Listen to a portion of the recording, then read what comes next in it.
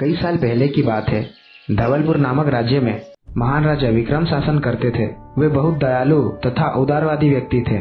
उनके लिए उनके जीवन से ज्यादा उनकी ईमानदारी और सच्चाई प्रिय थी। यहाँ तक कि ज्ञानी तथा ऋषि मुनि भी इस कारण उनका आदर करते थे। एक दिन ऋषि मुनि आपस में विचार विमर्श करने के लिए इकट्ठा हुए। विचार के दौरान एक ने कहा, जहाँ ईमानदारी और सच्चाई की बात आती है, महाराज विक्रम का नाम सबसे पहले आता है।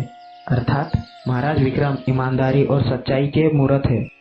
यह बात सुनकर ऋषि विवेक ने कहा, मैं इस बात से पूर्णतः सहमत हूँ कि वे ईमानदार तथा सत्यवादी है। उनके पास सब कुछ है, धन, दौलत, सत्ता और ऐशो आराम की जिंदगी। परंतु विपत्ति का काल व्यक्ति को बेईमान बनने पर मजबूर कर देता है। क्या महाराज विक्रम विपत्ति काल में भी सत्यता एवं ईमानदारी का दामन नहीं तोड़ेंगे?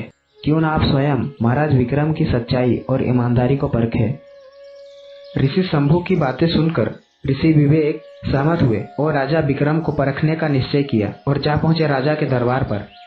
आइए ऋषिवर, मैं आपकी क्या सहायता कर सकता हूँ? हे राजन, आप तो बड़े दयालु और मददगार है। मुझे अपना जीवन व्यतीत करने के लिए कुछ मदद भिक्षा के रूप में प्रदान करें।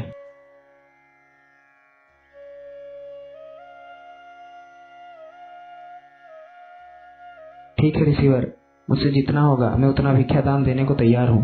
हे राजन, मुझे भिक्षा के रूप में आप अपना समस्त राज्य, धन, संपत्ति तथा जमीन जायदाद मुझे सौंप दें। ये बात सुनकर राजा विक्रम बिना कुछ विचार करे ऋषि विवेक द्वारा मांगी गई सभी चीजें उन्हें प्रदान कर दी और वे अपना सारा राजपाट त्याग कर चल पड़े। भूखे प्यासे चलते चलते राजा विक्रम थक गए और एक पेड़ के नीचे विश्राम करने को सोचा। मुनिवर, आप यहाँ? हे राजन, तुम मुझे एक असत्य वाक्य कहो, केवल एक असत्य वाक्य, और तुम्हें तुम्हारा सब कुछ वापस मिल जाएगा। मैं क्षमा चाहता हूँ ऋषिवर, हमेशा सत्य की ही जय होती है। मैं अपने मुख से असत्य वाक्य नहीं निकाल सकता। हे राजन, जैसी तुम्हारी इच्छा। यह बोल के ऋषि विवेक वहाँ से चले जाते हैं। राजा विक्रम फिर से अपना यात्रा आरंभ करते हैं। कुछ दूर चलने से उन्हें एक खाली झोपड़ी दिखाई देती है और वो उसी में रुकने का मन बनाते हैं। कुछ समय विश्राम करने के बाद पासी के गांव में जाते हैं कुछ काम ढूंढने के लिए। उसी गांव में उन्हें एक सेठ मिलता है। हे मालिक, क्या आप मुझे कोई काम दे सकते हैं अपना पेट पालने के लिए? अगर ऐसा है तो मैं तुम्हें अपने यहाँ एक काम दे सकता हूँ। मैं लकड़ियों का व्यापार करता हूँ। तुम्हें बस व्यापार की जगह पर जाकर लकड़ियों की चौकीदारी करना है ताकि कोई उन्हें चुरा ना ले। जी मालिक, मैं कल से रोज काम पर आ जाया करूँगा।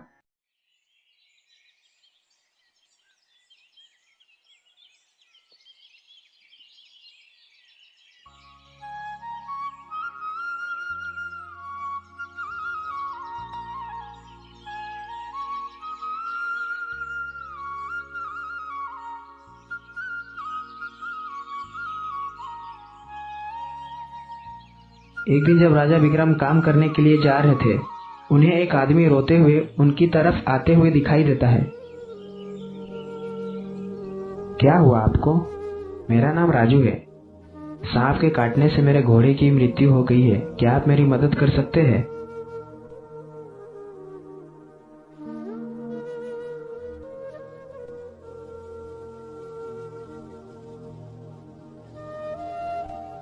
मैं क्या मदद कर सकता हूँ? आपके पास कुछ मुद्राएं होंगे? मुझे उससे कुछ लकड़ियां खरीदना है ताकि मैं अपने प्रिय घोड़े का अंतिम संस्कार कर सकूं। मुझे क्षमा करना मित्र, मेरे पास तुम्हें देने को कोई मुद्राएं नहीं है। मैं तुम्हारी कोई मदद नहीं कर सकता। तभी ऋषि विवेक वहीं पर प्रकट हुए। हे राजन, तुम इतने निर्दयी कैसे हो सकते हो?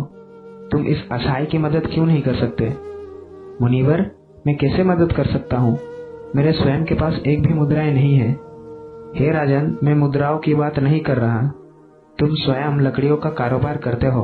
तुम उसमें से कुछ लकड़ियां इसे दे दो ताकि वो अपने घोड़े का अंतिम संस्कार कर सके और इस बारे में तुम्हारे मालिक को कोई जानकारी नहीं होगी। मुझे क्षमा करें मुनिवर, मैं ऐसा नहीं कर सकता। मेरे मालिक मुझ पर पूरा भरोसा करते हैं। मैं कभी भी उनके भरोसे को तोड़ नहीं सकता। राजा विक्रम की ये बात सुनकर ऋषि विवेक प्रसन्न हुए और कहा, हे राजन, तुमने यह सिद्ध कर दिया कि जय हमेशा सत्य की ही होती है।